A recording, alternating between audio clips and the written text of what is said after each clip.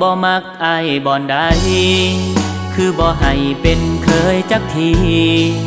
เงินคำของอ้ายก็มีพอแต่ละทีมีแต่รับตาสั่ง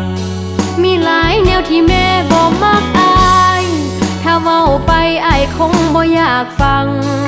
เว้าลดหนาบ่เป็นหยังดอกนางสิตั้งใจฟังและเปลี่ยนแปลงตัวเอง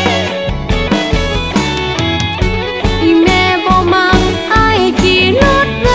อีแม่บ่มักนิสัยนักเลงอีแม่บ่มักคนเว้าอวดเก่งแถมยังเปิดเพลงกวนบ้านกวนเมืองน้องเว้าแบบนี้ยินดีเปลี่ยนทุกเรื่องสิเศร้ากวนเมืองให้แม่น้องภูมิใจขอบใจแม่เจ้าที่เว้าให้เปลี่ยนนิสัยย้อนหักเจ้าหมดใจ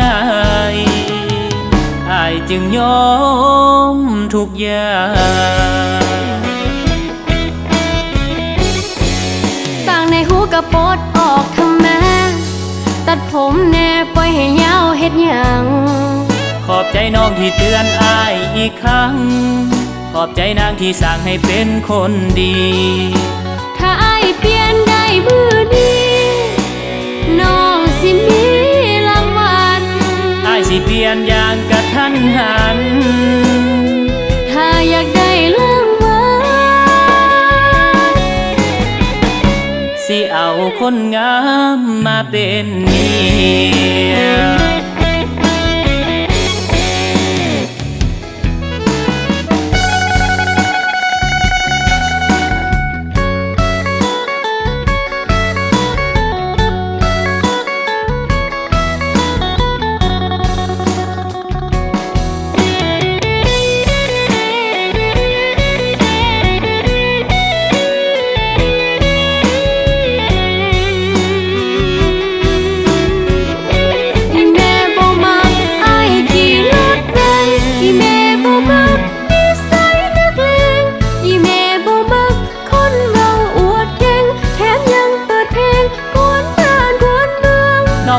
แบบนี้ยินดีเปลี่ยนทุกเรื่องสิเศร้ากวนเมืองให้แม่น้องภูมิใจ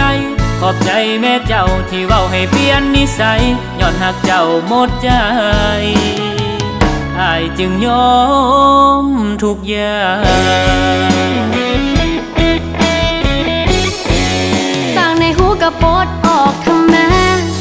ตัดผมแน่ปล่อยให้ยาวเฮ็ดหยังขอบใจน้องที่เตือนอ้ายอีกครั้งขอบใจนางที่สั่งให้เป็นคนดีถ้าอ้ายเปลี่ยนได้มื้อนี้น้องสิมีรางวัลอ้ายสิเปลี่ยนอย่างกระทันหันถ้าอยากได้รางวัลสิเอาคนงามมาเป็นเมีย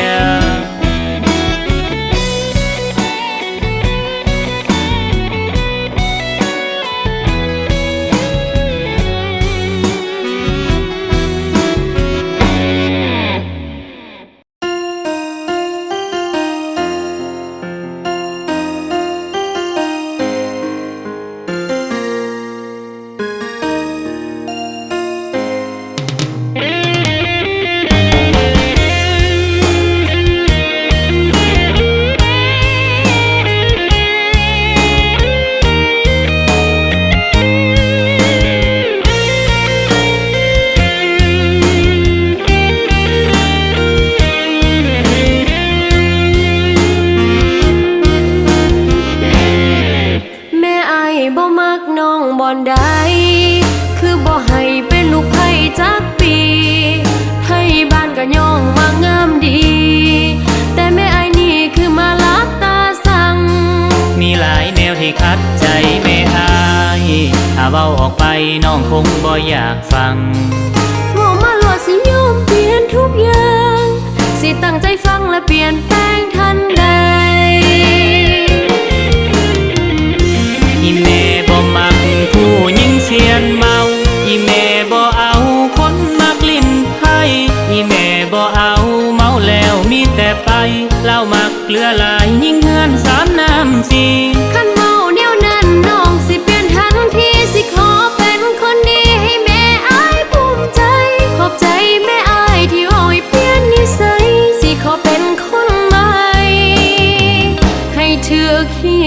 ถือคอ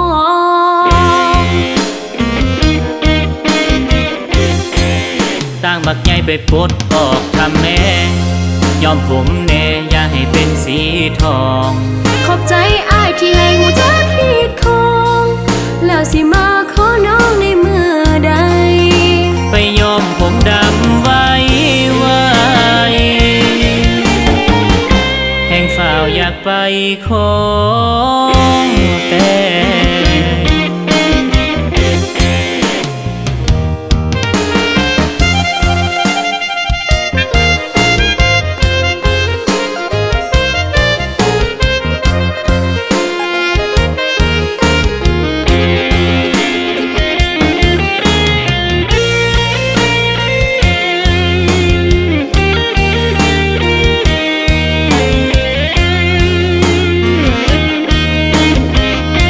อีแม่บ่มักผู้หญิงเสียนเมาอีแม่บ่เอาคนมักลิ้นไพ่อีแม่บ่เอาเมาแล้วมีแต่ไปเล่ามักเกลือหลายยิ่งเฮือนสามน้ำสี่ คันเมาแนวนั้นน้องสิเปลี่ยนทันทีสิขอเป็นคนดีให้แม่อ้ายภูมิใจ ขอบใจแม่อ้ายที่อ้อยเปลี่ยนนิสัยสิขอเป็นคนใหม่ให้ถือขี้ถือคอ